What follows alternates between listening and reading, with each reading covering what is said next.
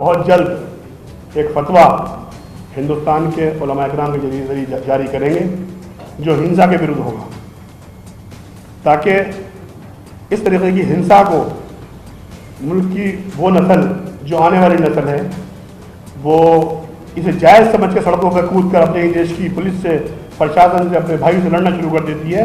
और इसका फ़ायदा हमारे वो गिदड़ उठाते हैं कि जो 70 सालों से मुसलमानों के बीच में छुपे हुए हैं। हालात कुछ इस तरह से बना दिए गए कि हमें आपस में एक दूसरे से तोड़ने की साजिशें की जा रही हैं।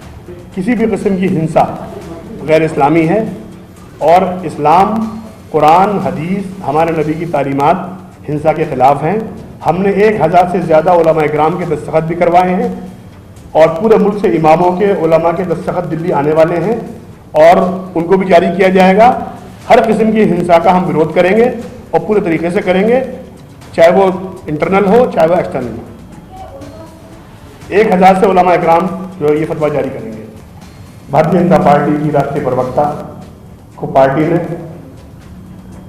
डिसिप्लिन शिकने की वजह से, पार्टी की मूल धारा से हटकर बात कहने की वजह से पार्टी से निष्कासित कर दिया और कई प्रदेशों में उन पर FIR हुई और सरकारें अपना काम कर रही हैं। ये वाकया आज से 15 दिन पहले हुआ। 27 तारीख को जुमा आता है, पूरे देश में खामोशी है। 3 तारीख को फिर जुमा आया, फिर पूरे देश में खामोशी रहती है। मगर अचानक 15 दिन के बाद 10 जून को पूरे देश में एक ही अंदाज के पोस्टर, एक ही अंदाज के पंफलेट, एक ही अंदाज की लीड और एक ही अंदाज का धरना प्रदर्शन, उग्र प्रदर्शन शुरू हो गया। ये 15 दिन के बाद अचानक नबी की मोहब्बत का जाग जाना किसी एजेंडे का, किसी खुफिया एजेंडे का हिस्सा लगता है, क्योंकि नबी से मोहब्बत का तकाजा तो ये था कि आप पहले से रिएक्शन करते। मगर उन आकाओं ने जो भारत की दुनिया में बढ़ती हुई छवि, संबंध और हमारी सरकार के अरब देशों से और इस्लामिक देशों से ताल्लुकात पर जल भी रहे हैं और गमज़दा भी है, अपने एजेंडे के तहत भारत के अंदर जगह जगह दंगे करवाए।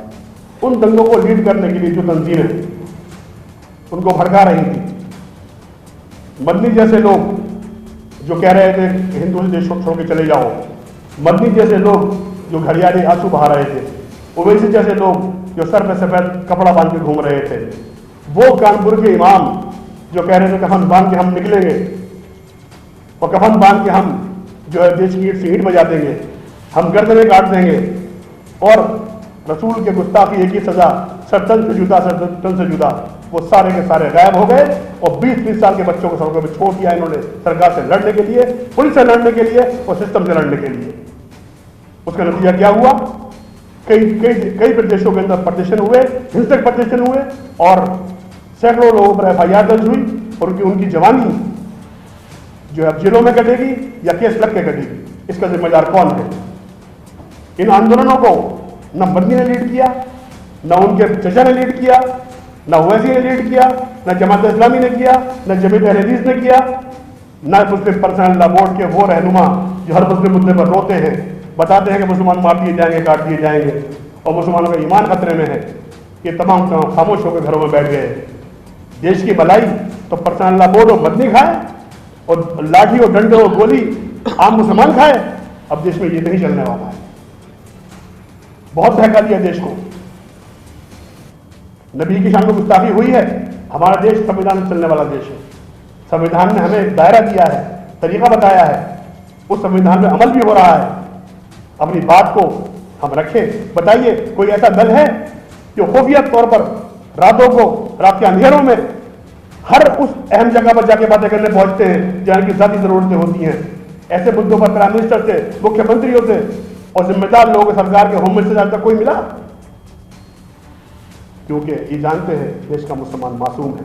इसको बता दिया गया है कि तुम्हारा ईमान खतरे में है और ईमान को हम बचाएंगे।